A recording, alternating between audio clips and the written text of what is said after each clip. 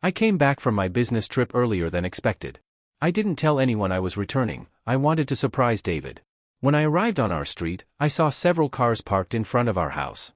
The garden was decorated with blue and pink balloons, a banner reading, "Welcome, our little miracle."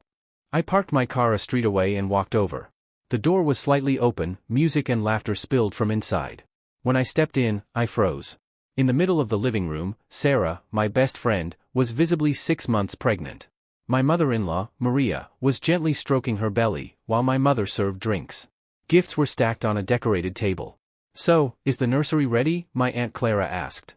"Almost," Sarah replied. David insisted on painting it himself. He's been working on it every weekend.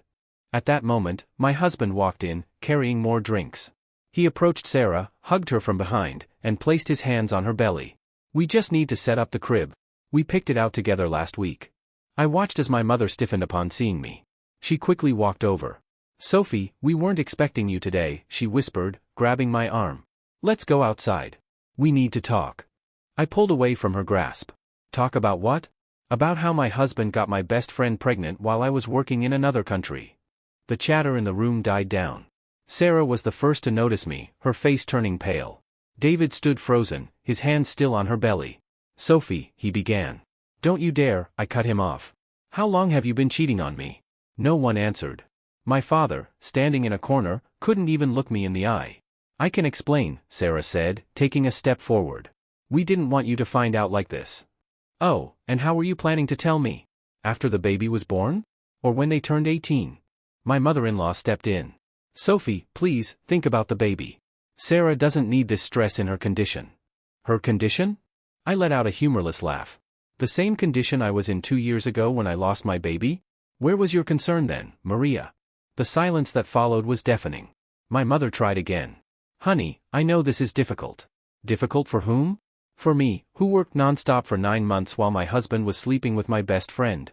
Or for all of you who had to keep up the charade." David finally stepped away from Sarah. "Sophie, can we talk privately? Don't make a scene." "A scene?" "No, David, a scene would be telling everyone how you convinced me to take that overseas job, how you said we needed the money to start our family." I turned to Sarah. "Did he tell you that? Or did he say he was lonely and abandoned while his cruel wife chased her career?" Sarah started crying. "It wasn't like that. We didn't plan this." "Of course not. I suppose you just tripped and fell pregnant by my husband. These things happen, right?" The guests began shifting uncomfortably, some grabbed their bags, ready to leave. My father finally spoke up. "Sophie, calm down. You're upset." "Upset? No, Dad, I'm perfectly calm. In fact, I'm grateful." My mother frowned, confused. "Grateful?" "Yes, because now I see everyone for who they really are. My husband, the liar. My best friend, the traitor. And my family, the cowards who chose to protect this lie instead of me." I walked over to the gift table and grabbed one at random. "This one's yours, Mom. You bought a nice gift for your son-in-law's mistress's baby." "Sophie, please," my mother pleaded. I tore the wrapping paper open. It was a white baby outfit with blue details. "How thoughtful. I hope you kept the receipt." David stepped forward, trying to take the gift from my hands. "Enough, Sophie. You're making a fool of yourself." "Making a fool of myself?" "No, David, you did that all on your own, getting my best friend pregnant while I was paying all the bills." My mother-in-law stood up, outraged. "This is too much. David was just looking for the happiness you couldn't give him, always busy, always working." "You're right, Maria. I was too busy working. Working to pay the mortgage on the house where your son was sleeping with my friend." I looked around the room, every familiar face now looked like that of a stranger. "You know what? You can keep the house, the furniture, the gifts. But David, I suggest you get a good job because you won't have access to my money anymore." "What are you talking about?" he asked, turning pale. "I'm talking about how, while I was overseas, I wasn't just working. I was also consulting a lawyer. I have proof of every penny I spent on this house, on you, on our marriage." I walked out of that house without looking back. My hands were shaking, my breathing erratic, but I refused to break down in front of them. They didn't deserve to see my tears. I walked away, ignoring the curious stares from the neighbors who had probably heard every word of the scene that had just unfolded. I got into my car and slammed the door shut. My hands gripped the steering wheel so tightly that my fingers turned white. My vision was blurred, but I refused to cry. I started the engine and just drove, no destination, no direction, just getting away from that nightmare. My phone was flooded with messages, missed calls from my mother, texts from David, even Sarah. Please, Sophie, we need to talk. This wasn't supposed to happen this way. You don't understand the whole situation. Oh, I understood. I understood perfectly. I understood that while I was working to support my home, my family, my marriage, they were together. I understood that every time David called me, saying he missed me, it was a blatant lie. I understood that every time Sarah said she was busy and couldn't talk, it was because she was busy with him. A bitter taste filled my mouth, disgust at myself for not seeing it sooner. After driving for a while, I pulled into the parking lot of a random hotel. I needed a place to breathe. I wasn't going back to that house that now stood as a monument to my humiliation. I walked to the front desk and booked a room for a few days. The receptionist gave me a strange look, probably because of my disheveled appearance, but handed me the key without asking questions. The moment I stepped inside the room, I locked the door and collapsed onto the bed. Only then did the weight of everything crush me. I curled up, hugging myself, and let the tears fall, tears of rage, of disgust, of a deep, suffocating pain that squeezed my chest. But I couldn't stay like this forever. I had to do something. The next morning, I went straight to my lawyer's office. He already knew about my situation and had all the necessary documents ready to ensure that I got out of this mess with as little damage as possible. I want to start the process today, I said firmly. Divorce, property division, everything. And I want it to be clear that David won't see a single cent of my money. He nodded. You have more than enough evidence to contest any claim he might make. The house is in your name, all the expenses were covered by you. He has no rights to anything. I took a deep breath. Good. Then let him find out the hard way. I walked out of the office, feeling an odd sense of relief. For the first time in a long time, I felt like I was in control of my own life. My phone buzzed, David. I ignored it.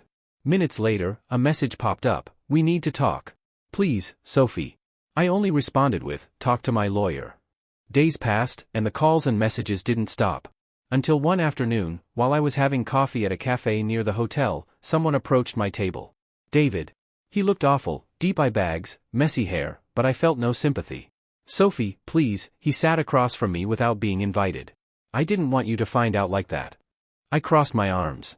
Oh, but how did you want me to find out? With an invitation to the baby shower? He ran a hand over his face, exhausted. This isn't how I wanted things to happen. I made a mistake. A mistake? Getting my best friend pregnant was a mistake? No, David, it was a choice. You chose to sleep with her. You chose to lie to me. You chose to let everyone cover for you. He lowered his head. I was lonely, Sophie. You were never here. You were always traveling, always busy with work. I let out a bitter laugh. And why was I busy, David? Because I was the one paying for our damn house while you sat at home doing nothing. He said nothing. You want to know the most ironic part? I continued. I took that job because I thought we were building something together. I made sacrifices, thinking it was for a greater good. But while I was working myself to exhaustion, you were screwing my best friend. He looked at me, desperate. I know I messed up, Sophie, but can't we fix this another way? I leaned forward, staring directly into his eyes. We are fixing it. My lawyer has already filed for divorce. You won't get a cent from me. And as for that child, I hope you're a good father, because I want you out of my life. Sophie, please. It's over, David. I stood up and walked away without looking back. It didn't take long for the news to spread. My real friends, the ones who hadn't betrayed me, stood by my side. And my family? Oh, they tried to reach out. My mother called me multiple times, trying to justify everything. We didn't want to hurt you, sweetheart. It was complicated for all of us. You need to forgive. Forgive? No, I moved on. Over time, I rebuilt my life. I left that hotel and bought myself a new apartment. I focused on my career, my future. And David? Well, he soon realized that life wasn't so easy without the comfort I had provided. A few weeks later, I received another message, can we talk? I miss you. I laughed, deleted the message without replying, and for the first time in a long time, I felt free. When I finally received confirmation that David had been officially served with the divorce papers, I knew his real nightmare was just beginning. He tried to contact me in every way possible. He called me dozens of times a day, sent endless messages, even showed up at places he knew I frequented. But I didn't answer. I didn't give him a chance. I refused to let him manipulate me. One night, as I was returning to my apartment, I found my mother waiting outside. Sophie, we need to talk. I rolled my eyes. I already knew exactly what this was about. We have nothing to talk about. David is desperate. "You're taking everything from him," she said, outraged, as if I were the villain in this story. I crossed my arms. "Oh, now he's the victim? Honey, he made a mistake, but that doesn't mean you should ruin his life." I let out a humorless laugh. "He ruined my life, Mom. He cheated on me, got my best friend pregnant, and all of you covered for them. And now you have the nerve to tell me that I'm being cruel?" She sighed, reaching for my hand, but I pulled away. "What you're doing to him, this isn't right, Sophie." Anger burned in my chest. "Oh, you want to talk about what's right? Was it right for me to pay for the mortgage alone while he was screwing my best friend? Was it right that I worked my ass off while he played the perfect husband? Now he gets to deal with the consequences." She shook her head in disbelief. "I didn't raise you to be this way, Sophie. And I didn't expect my own mother to take the side of a cheating bastard." I turned around and walked into my building without looking back. Days passed, and David's situation only got worse. Since I was the one who had paid for everything, he was now drowning in bills. The mortgage payments were overdue, and without my money to cover them, he quickly spiraled into financial ruin. Then came the eviction. I knew it was coming when I received confirmation that he had failed to make any payments. I made sure to personally be there to witness the moment he was forced out of my house. When I arrived, the place was in chaos. Boxes were scattered around the front yard. David was arguing with the officer handling the eviction. Sarah stood beside him, clutching her pregnant belly with a panicked expression. "Sophie," he shouted when he saw me. "You can't do this to me." I crossed my arms, feeling a dark sense of satisfaction bloom inside me. "I can, and I did. This isn't fair. I lived in this house. No, I paid for this house. You were just a parasite living in it." His face turned red with frustration. "Where the hell do you expect me to go?" I shrugged. "Not my problem." Sarah looked at me, as if expecting mercy. "Sophie, please." She actually had the nerve to look me in the eyes and say, "Please." I took a step toward her. "Oh, so now you can say my name? Before, it was just I hope she never finds out, wasn't it?" She lowered her head. "It wasn't supposed to be like this. But it is, and now you and David have to deal with it." David ran his hands over his face, looking exhausted. "You don't have a heart." I tilted my head. "Funny, because you sure loved that heart when it was paying all your bills." He opened his mouth to argue but shut it again. The officer approached. "Time's up. You need to vacate the property now." David's expression turned to sheer panic. He looked around, realizing he was out of options. He grabbed a box and slammed it onto the ground. "You just want to see me destroyed, don't you?" I leaned in closer, meeting his gaze without a trace of pity. "Yes." He clenched his jaw and stormed away, Sarah trailing after him. I stood there, watching as he left, broke, homeless, and powerless. In the following days, my entire family turned against me. My aunts called me, my mother showed up at my apartment again, even my father, who usually stayed out of things, tried to intervene. "Sophie, he's sleeping on your mother-in-law's couch. Don't you think this has gone too far?" "No, Dad, I don't. Sarah is pregnant, they have nothing." "Great, then David can finally do what he should have done a long time ago, get a job." My mother threw her hands up, exasperated. "You're obsessed with revenge. And you're obsessed with protecting a cheater." They couldn't change my mind. And David?